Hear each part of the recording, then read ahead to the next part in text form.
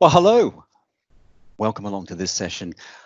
It's one that's designed really to help, partners, our resellers, and customers think about positioning the value of CRM to people in their companies, be they colleagues, managers, maybe the owner of the company, really getting people on board to the idea about why CRM should matter in their role, whatever they do and whatever company they're in.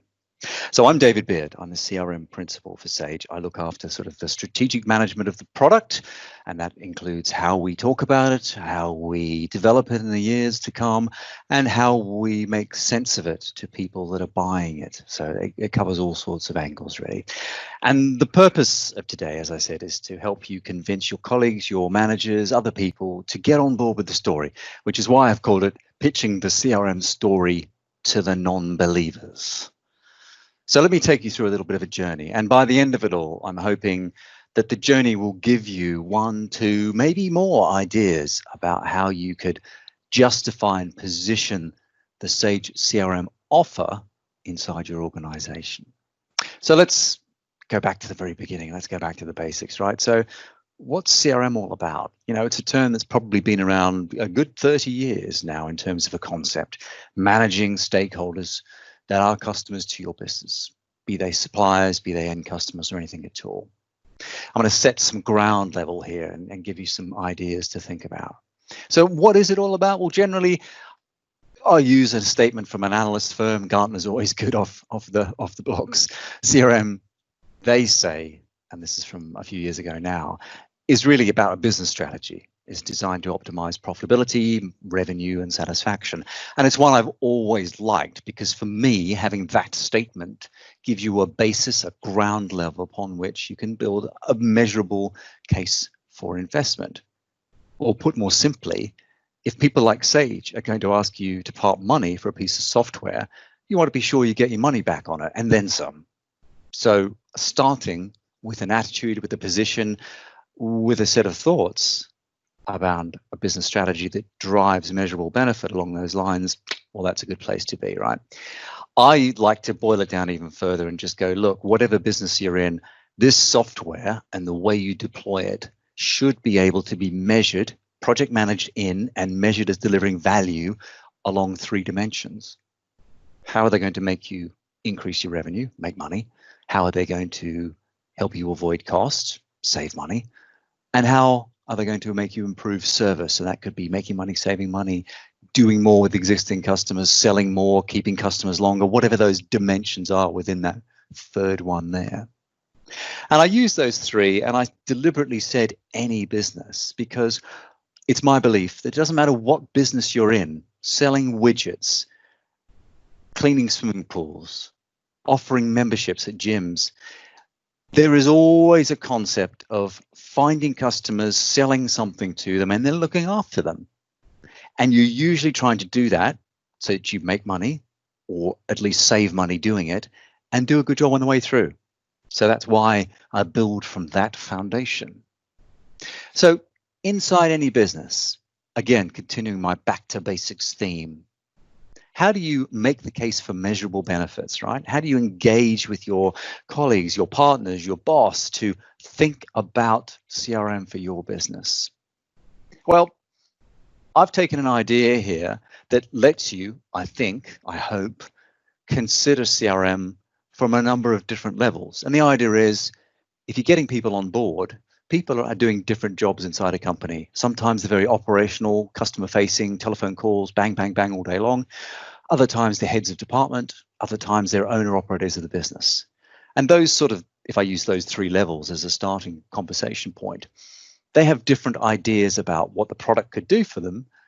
And they've got different ideas about how they might think of CRM success. So that's why I've taken this sort of three-level approach, because it matters. Now, as I said, generally, most businesses are in business and they're usually trying to do this. They're usually trying to make more, be better at it in terms of dimensions of costs or service. So thinking about any business type, how well do you do that? You know, how well can you focus on making money? How well or how how good are you are attracting new business and selling new services, perhaps looking after customers. And maybe your immediate response is pretty good. Maybe it's really bad, or maybe it is I don't know. And all of those are quite valid answers, obviously. But it's about coming up with some benchmark that you can build then a story about how a CRM feature or CRM generally could help you do better at those sorts of things.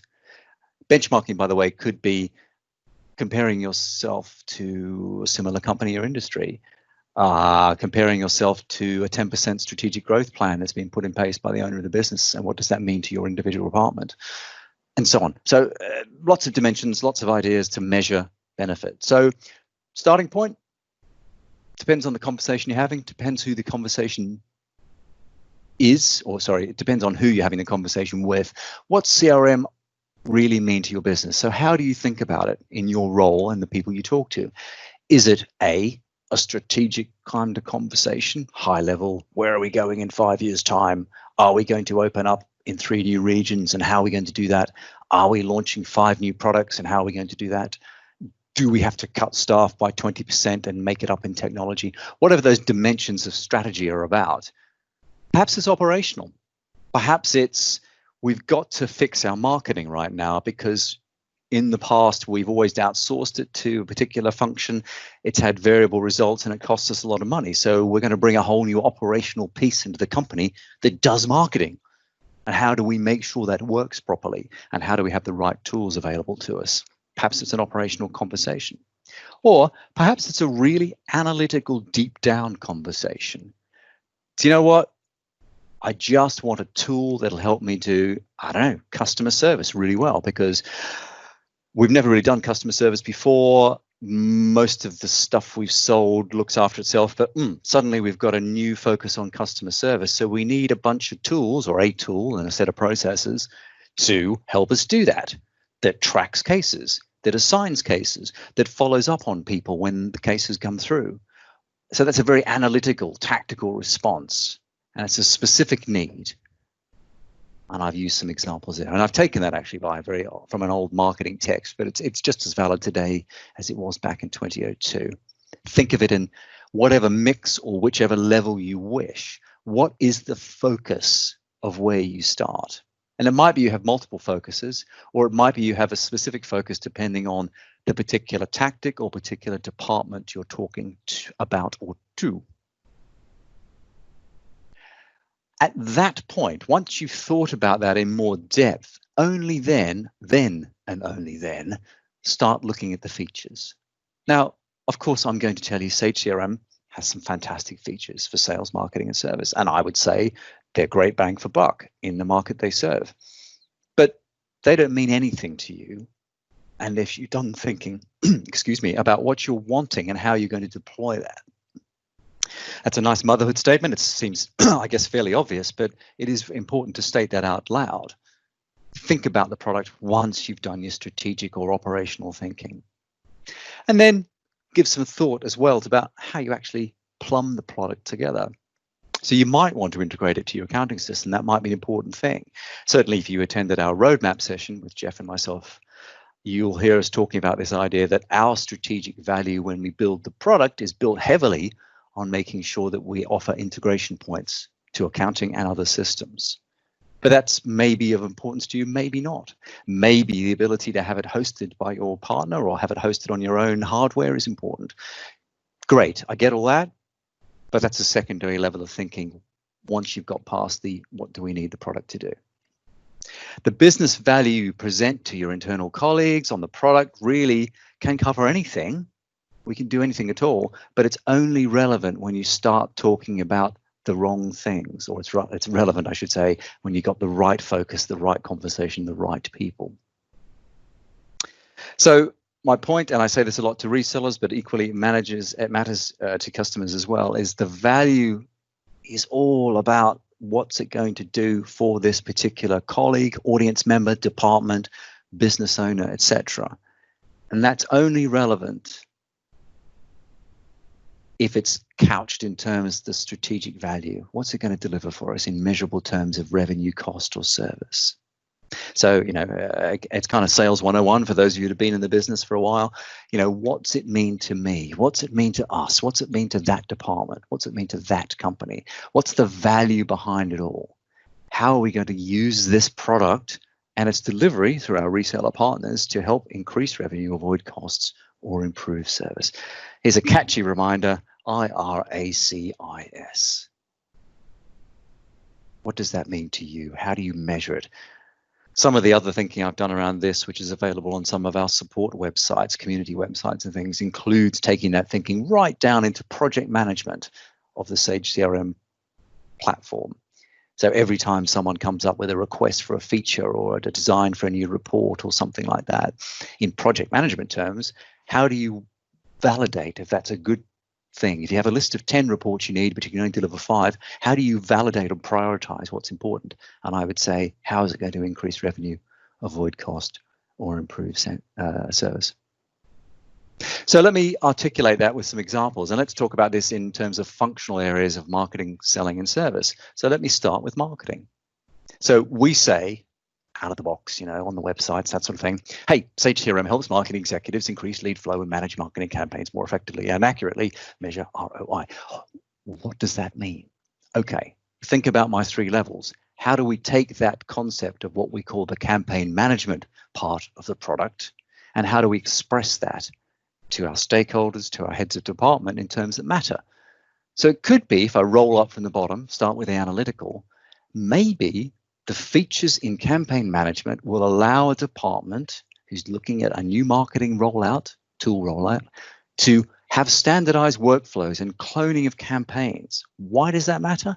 Because they can build some sort of generic marketing templates that they can use for different products at different times of the year, for different audiences, and simply click and clone each one when they're ready to roll out a new campaign, rather than building it from scratch every time. Why does that matter? Well, if you've built one once, you're going to avoid cost in spending time building the same thing again, over and over again. It could be that you build 3 or 4 different samples to start with, and you find that of the 4, sample number 2 is the most return on investment in terms of money from marketing spend. So maybe cloning that one each and every time delivers you the best return on investment. And then also you can start comparing campaigns in terms of not only the templates you've built, but across different industries, different times of the year, different products, different regions, whatever. Okay, so that's an analytical. That's someone who's looking at I just need a tool to help me do some really funky marketing and do it well. Great. What about operationally? So I'm rolling up through the organization to the top. Okay, perhaps you're a head of marketing and you've got a number of people running campaigns in your team. You'd like them to all use the same tool inside Sage CRM. Why? Well, because you don't have to spend on different tools potentially. Everyone's using the same approach. So there's an efficiency and a gain in productivity. You can replicate things in one department to another one, simply cut and clone, just as I described in the analytical piece earlier. Everything at the touch of a button. And of course, you can then compare and contrast. So if you're an operational leader, that's a big deal to you, right? Where do I spend my money efficiently? How can I do that quickly and easily, no matter what maybe region I'm in or what product I'm selling? And finally, at the strategic level, you're a head of the company. You want to know whether investing in marketing in region X versus region Y is better. Should I run 4 campaigns a year or should I run 6? Which marketing team delivers a better return based on the way they outbound call, the number of leads they get per week? You may not know that if you're using manual tools, spreadsheets. It might be very difficult to compare. You may not be able to properly, apples for apples, compare and contrast different activities in different markets, different spends in different publications, different spends on social media versus publications. If you bring it all together at a business owner operator level, you can get all that measurement into one space. Everyone's using the same tool. The reporting's all in the same format. You can compare and contrast. You can get that alignment too across the rest of the company's functions. So if you are delivering marketing campaigns wave after wave, week on week, month on month, the data is held in the same core system and is made available to the people that then follow up the calls, be they telesales people, customer service people, or even salespeople on the road. Same system, data all in one place, easy to see what's going on, very strategically aligned and grouped. Let's talk about another feature. Right through the product, we have what we call interactive dashboards. They're gadgets, they're graphical, they're textual, they can be chopped and changed, they can be set up for different teams, individual users, they can reflect all sorts of key dimensions. Just think business intelligence within CRM. Now, thinking about it, rolling up through the company, what could the dashboards do? Analytical level. Hey, I'm a customer service person. I just want a simple way of having a head-up display. So when I log in the morning, I don't have to go through 7 spreadsheets to see where everything's at. I can just see in a dashboard, Team A, how many cases I got, Team B, how many cases I got, or maybe Team A versus Team B in terms of number of calls made today, yesterday, tomorrow, what's outstanding, what's missing, what's gone red, what's okay. Give me something that makes it easy to make decisions quickly. If I roll up through that stack, maybe I'm managing lots of teams. And so operationally, I just want to make sure that everything is not only being done, but actually have we got different teams operating differently, perhaps at different sites around the world? And how can I compare and contrast the different operations in a simple to consume manner?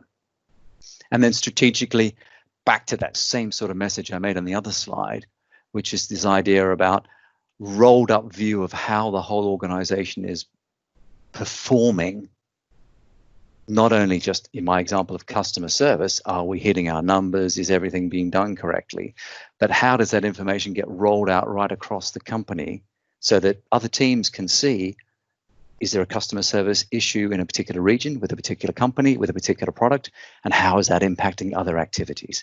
So that strategic top level KPI monitoring thing.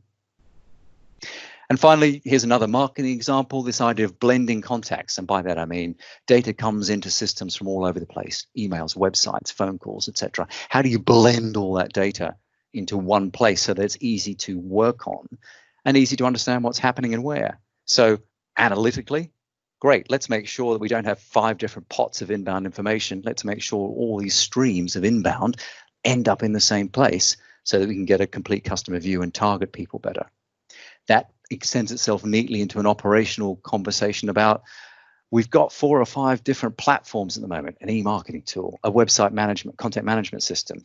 Someone's managing the inbox called contact at company name. How do we bring that all together and operationally make it tighter, smarter, efficient, fit for purpose? And finally, rolling it right up to a strategic business owner level. How do we make sure that we're doing the best with all the inbound contact information we have, wherever it comes from? How do we exploit it rather than knowing that, gosh, I've probably got 100 contacts, but they're in a spreadsheet here, a file server there, somebody's Outlook file somewhere out in the road? How do you get rid of all that? How do you bring that one-stop shop together?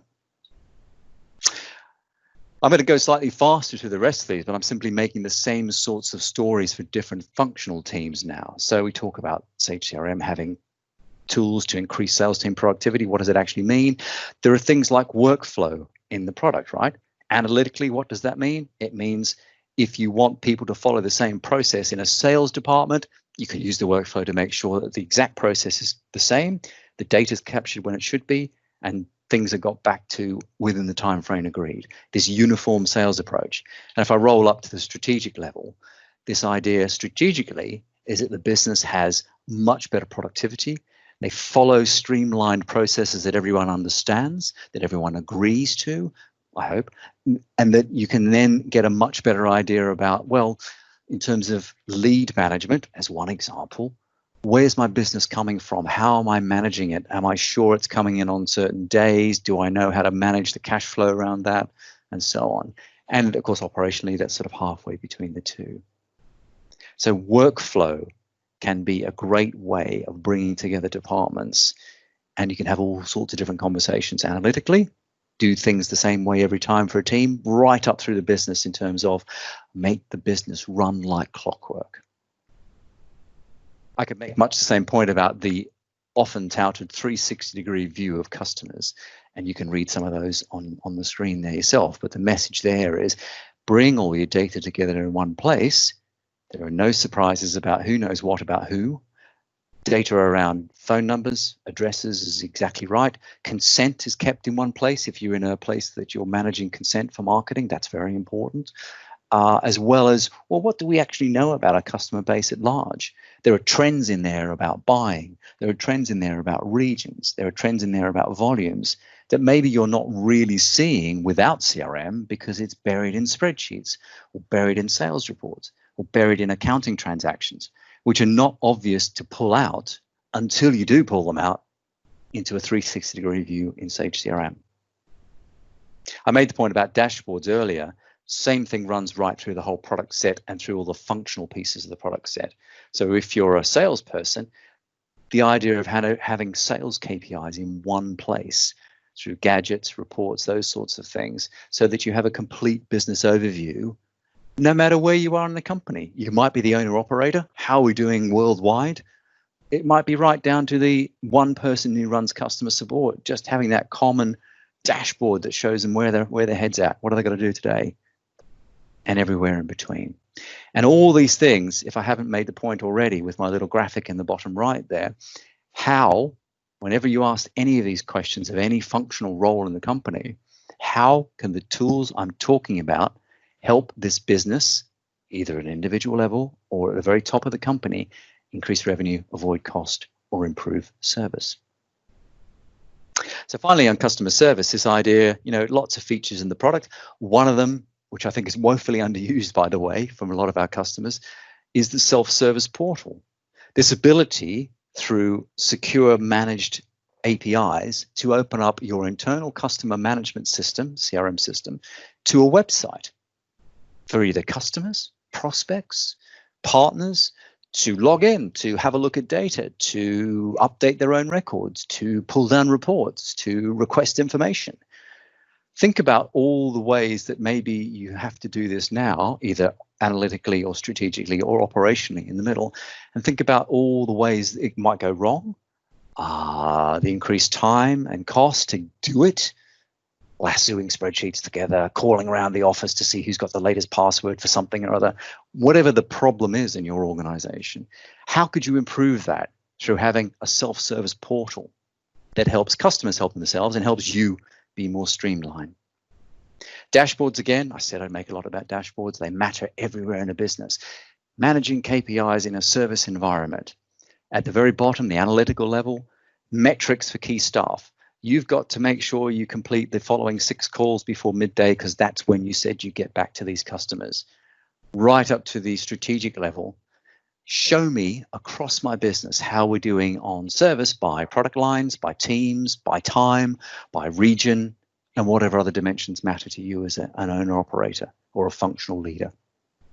And you can bring that together, the 360-degree view and the dashboard's working really well here to give real-time information to people who need it, rather than figuring out who's got the latest report, lassoing a spreadsheet, finding someone on the road to give you an updated report, or so on. So every feature in the product should give you pause to think about, I could use that, but it also should make you pause and consider how it could connect to the business functional people you're talking to and how you would determine or deliver value to help them increase revenue, avoid cost, or improve service. So always, and kind of, it's a sales 101 thing, but I do make no apologies for that. It's this idea that no matter what role you're in, when you're talking to stakeholders about the potential of CRM, begin with that end in mind. How are you going to help them increase revenue, avoid cost, or improve service in their role, in their team, in their business? These IRACAS, IRACIS drivers. And to help you do that, And again, this idea about structured conversations, I take this from sales training. It's kind of basic stuff, but it is useful to remember. Build this intent, with your internal stakeholders, whoever you are, and have this structured dialogue that gives you a way to progress through these conversations.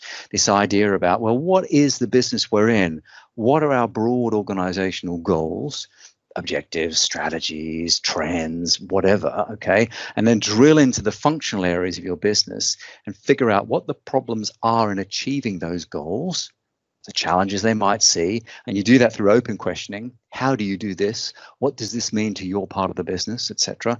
But then you drill deeper into how does it impact you? So to use one of my working examples earlier, you're in a customer service role and you don't have CRM, and you're having to log into 4 different systems to get information. It's taking you an hour and a half on average to close down every case. What does that actually mean to you? What's the impact on your time and ideally the cost to you for doing one case every hour and a half? Now, I'm using a crazy example. Maybe that's too far off, but you get my point, right? If you could take it from an hour and a half to 10 minutes, what's the impact for you in that thing? And you can do that right across every functional part of the business. I use customer service as one example, but it could be marketing, it could be sales, it could be operational fulfillment. Because where I'm getting you to, if it's not obvious by now, is you want to be able to walk away after a good brainstorming half-day session with your stakeholders and go, right, we've identified 30 areas where we're not as good as in doing the business as we should be, benchmark to competition or benchmark to an ideal you want. And those 30 things, or those 15 of the 30 things, we've actually tagged as being worth this much money to us because of an hourly rate of X, because there are 5 people doing that hourly rate of X. And if we halve the hourly rate, or in other words, sped thing up, double the speed we close things, in my case example, I reckon we could save 10 grand a month. Okay, so that matters, and that matters now because you have a really solid foundation, a business return story to invest in CRM. So think of the questions, think of how you draw out the issues behind the organization's business processes, and think about open questions. Tell me about how you do this. How does the process work now? Where do you see the problems? How do you manage X? And then drill into the actual impact story then. Okay, so how often does it happen? How many processes? How many people? How much does it cost these people? And then bang, bang, bang, you get right down to the impact. You'll find this sounds like it might be a bit hard. For some of you, it sounds like something you should just go, do I really want to do that? I don't think it's that difficult. It takes practice, but I think it will give you a much more solid foundation upon which you can talk to stakeholders and go, look, I can prove with relative belief, I should say, that because of 3 or 4 different things in the business that we do badly, that we will save a certain amount of money per year if we fix this problem. So think about those. How do you do customer management? Think about how processes work. Think about the questions you need to ask. What works, what doesn't work, how do you do that, why do you do it that way? And then you drill right down into the impact story, right? So what happens if? How much does that cost when? If we halved it by 50%, time, money, whatever, what does that bring us in the door? And so on. It takes practice, as I said, but it's really important. And I think it really gives you a terrific foundation to have a very solid internal buy-in type conversation with functional leads, owner operators, which actually, do you know what, helps when it comes to go to market for you as a customer, when you're talking to a business partner for our products, to say, look, we think we've identified the top 5 things we want to do in the next quarter. Because a business partner and us as a vendor are much happier when people come with a reasonably formed idea about what they're trying to achieve versus just rocking up and saying, I think I need CRM, but I don't really know why. Everyone else seems to have it. Maybe we should too. get into the groove of talking about business returns, increase revenue, avoid cost, improve service. And they can be along all sorts of dimensions in your business. It could be, speaking about lead metrics in marketing. It could be returns from customer service. It could be sales by product, by region, by person. It could be how many emails get opened by the sector we market to. It could be conversion of leads to opportunities or sales by month, rejected leads, whatever the stories are inside your functional business areas. Think about how you open question into them, drill into the specifics, and quantify the impact, and make that part of every conversation. Obviously, what I'm trying to say is put yourself in the shoes of other people in your business. If you're operating as some sort of leader in trying to get CRM on the table, and think about how they work analytically, operationally, strategically, and focus your questioning down to deliver measurable returns you're looking to get.